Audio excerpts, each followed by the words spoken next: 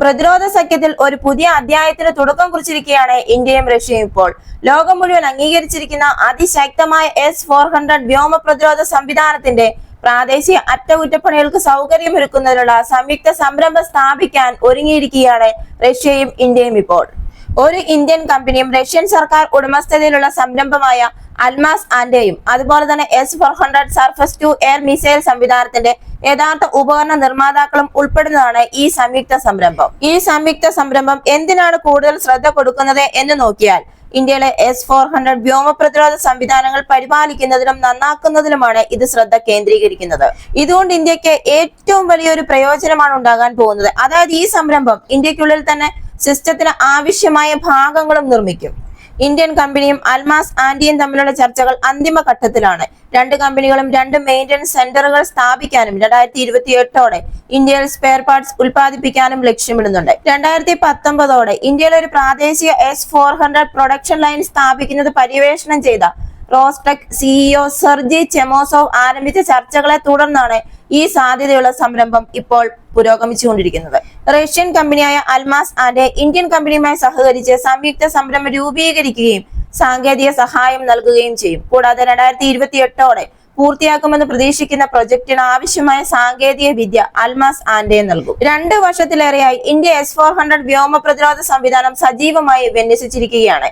2018 ഒക്ടോബറിൽ അമേരിക്കയുടെ എതിരാളികളെ ഉപരോധ നിയമം പ്രകാരമുള്ള US ഉപരോധങ്ങളും ട്രംപ് ഭരണകൂടത്തിന്റെ മുന്നറിയിപ്പുകളും അവഗണിച്ച് S-400 മിസൈൽ സംവിധാനത്തിന്റെ 5 യൂണിറ്റുകൾ സ്വന്തമാക്കാൻ ഇന്ത്യ ധൈര്യത്തോട് തന്നെ റഷ്യയുമായി $5 ബില്യൺ കരാർ ഒപ്പിട്ടു. അതായത് എതിരാളികളുടെ സംവിധാനങ്ങളെ അപേക്ഷിച്ച് പ്രതിരോധ ആവശ്യങ്ങൾ നിറവേറ്റുന്നതിൽ S-400 ചെലവ് കുറഞ്ഞതും കാര്യക്ഷമവുമാണ് എന്ന് ഇന്ത്യ നേരത്തെ തന്നെ മനസ്സിലാക്കിയിരുന്നു.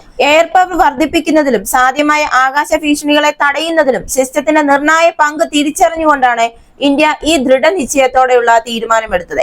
ഈ തീരുമാനം ഇന്ത്യയുടെ തന്ത്രപരമായ സ്വയംഭരണത്തിനും ബാഹ്യ സമ്മർദ്ദങ്ങളെക്കാൾ ദേശീയ സുരക്ഷാ താൽപര്യങ്ങൾക്കും മുൻഗണന നൽകാനുമുള്ള ദൃഢനിശ്ചയത്തിനാണ് അടിവരയിടുന്നത്. 2021 ജനുവരിയിൽ S-400 സിസ്റ്റത്തിൽ പരിശീലനം ആരംഭിക്കുന്നതിനായി ആദ്യത്തെ ഇന്ത്യൻ സൈനിക സംഘം റഷ്യയിലേക്ക് പുറപ്പെട്ടിരുന്നു. 2021 ഡിസംബർ മുതൽ 5 യൂണിറ്റുകളിൽ 3 ഇന്ത്യൻ വ്യോമസേനയ്ക്ക് കൈമാറുകയും അതിർത്തി കടന്നുള്ള വ്യോമാക്രമണം തടയാൻ പത്താൻകോട്ട്, സിലിഗുരി, രാജസ്ഥാൻ എന്നിവിടങ്ങളിൽ വിന്യസിക്കുകയും ചെയ്തു. ശേഷിക്കുന്ന S-400ന്റെ 2 യൂണിറ്റുകൾ 2026 മൂന്നാം പാദത്തോടെ റഷ്യ ഇന്ത്യൻ വ്യോമസേനയ്ക്ക് കൈമാറുമെന്നാണ് പ്രതീക്ഷിക്കുന്നത്.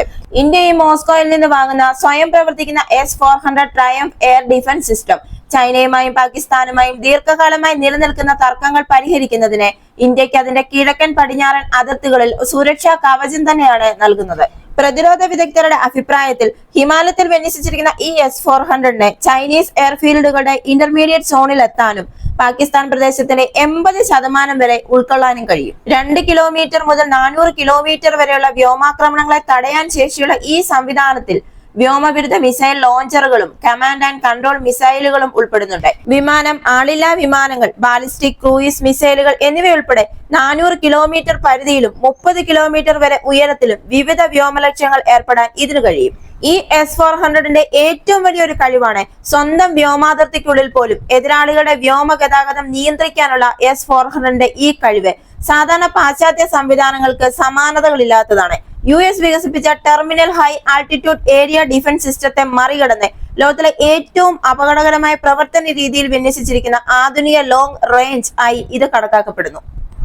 അതുപോലെ തന്നെ ഈ S-400 സിസ്റ്റത്തിന് S-12, S-23, S-300 തുടങ്ങിയ മറ്റ് പ്രതിരോധ സംവിധാനങ്ങളുമായി ഡേറ്റ കൈമാറാൻ കഴിയും. വിമാനം, റോട്ടർ ക്രാഫ്റ്റ്, ക്രൂയിസ് മിസൈലുകൾ, ഗൈഡഡ് മിസൈലുകൾ, ഡ്രോണുകൾ, ബാലിസ്റ്റിക് റോക്കറ്റുകൾ എന്നിവ 600 കിലോമീറ്റർ ദൂരത്തിനുള്ളിൽ കണ്ടെത്താനും ട്രാക്ക് ചെയ്യാനും ഇതിന്റെ റഡാറിന് കഴിയും. അതുപോലെ തന്നെ ഈ സിസ്റ്റത്തിന് ഒരേ സമയം തന്നെ വായുവിലൂടെയുള്ള 100 ലക്ഷ്യങ്ങൾ ട്രാക്ക് ചെയ്യാനും അവയിൽ 6 ഒരേ സമയം തന്നെ ഇടപഴകാനും കഴിയും. ഇതുകൊണ്ടൊക്കെ കൂടി തന്നെ ഇന്ത്യയെ സംബന്ധിച്ചിടത്തോളം ഈ സംവിധാനങ്ങൾ അതിർത്തിയിൽ വിന്യസിക്കുന്നത് അഭൂതപൂർവമായ തന്ത്രപരമായ നേട്ടമാണ് നൽകുന്നത്.